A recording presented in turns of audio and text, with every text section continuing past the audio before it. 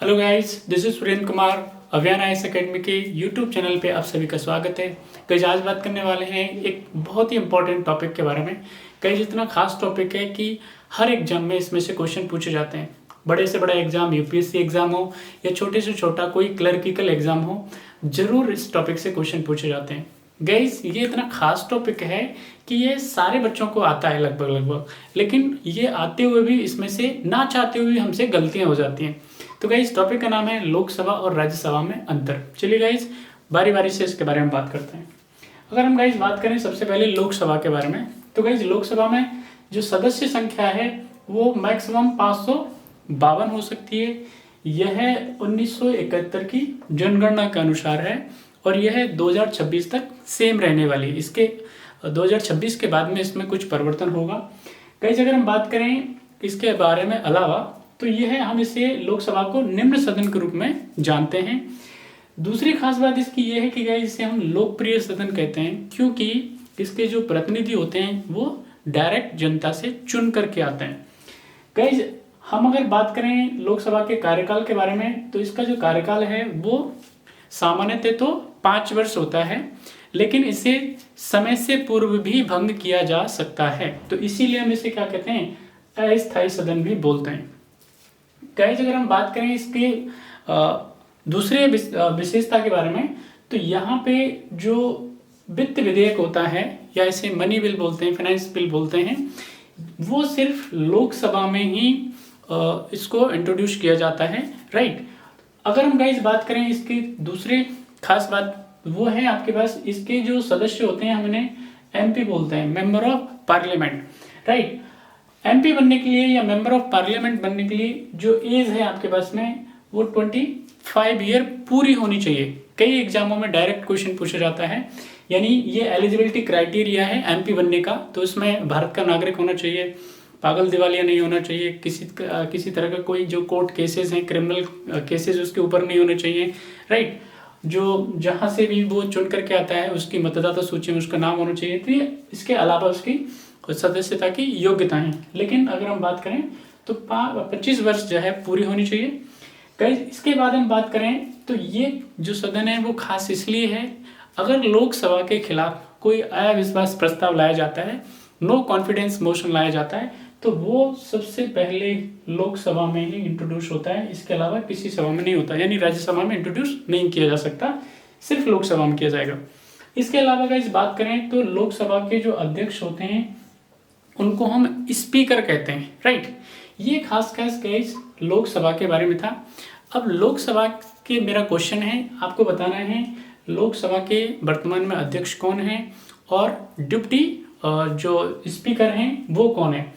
साथ ही साथ बताना है कि लोकसभा के अध्यक्ष का चुनाव कैसे होता है, राइट। और जो डिप्टी स्पीकर बोलते हैं आप उसके, यानी उपाध्यक्ष हैं, उनका चुनाव कैसे होता है।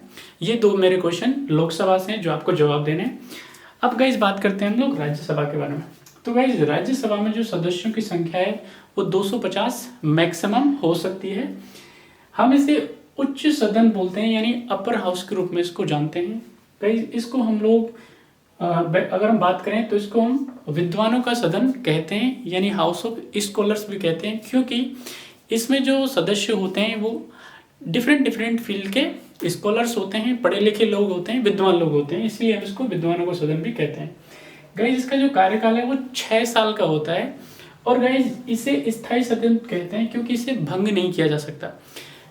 इसके जो सदस्य होते हैं वो 2 तिहाई यानी 2/3 जो मेंबर्स होते हैं राज्यसभा के, वो हर 2 साल बाद में अपना जो स्थान है वो छोड़ देते हैं, रिक्त कर देते हैं। कई अगर हम बात करें वित्त विधेयक या मनी बिल या फाइनेंस बिल के बारे में, तो इस पे राज्यसभा का कोई विशेष अधिकार नहीं होता है, यानी सिर्फ वो उसको 14 डेज तक के लिए होल्ड कर सकती है, रोक सकती है।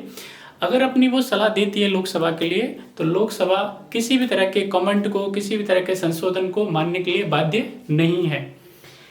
अगर गाइस हम बात करें तो इसका जो सदस्य होते हैं इनको भी हम क्या है, एमपी बोलते हैं, मेंबर ऑफ पार्लियामेंट बोलते हैं, राइट। मेंबर ऑफ पार्लियामेंट बनने के लिए जो उम्र है राज्यसभा का वो 30 साल है। डिफरेंस क्रिएट कर लेंगे गाइस, यहाँ पे 25 साल होता है लोकसभा में और राज्यसभा में 30 साल होता है। विशेष तौर पे इसको ध्यान रख लें, कई बार बच्चे इसको भूल जाते हैं, वो अंतर नहीं कर पाते और ये पूछा जाता है, सीधा सीधा पूछा गया क्वेश्चन है।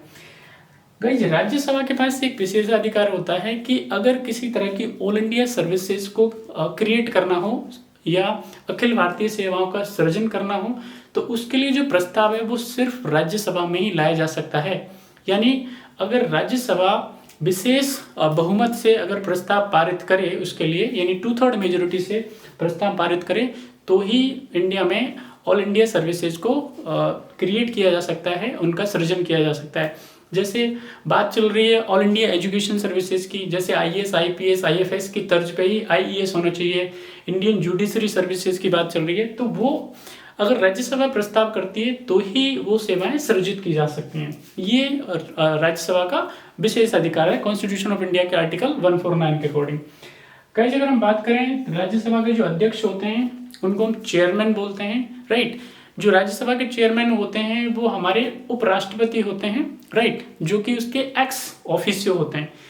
अब मेरा जो क्वेश्चन है राज्यसभा से, तो राज्यसभा के वर्तमान में भी जो अध्यक्ष हैं उनका नाम क्या है, और राज्यसभा के जो चेयरमैन हैं या अध्यक्ष हैं उनका चुनाव कैसे होता है, उनके डिप्टी जो चेयरमैन है उनका चुनाव कैसे होता है और उनका नाम क्या है। ये गाइज मेरे 4 क्वेश्चन हैं, 2 लोकसभा से और 2 राज्यसभा से। आंसर जरूर दीजिएगा। बाकी अगली वीडियो मिलते हैं, अपना ख्याल रखिएगा। Thank you.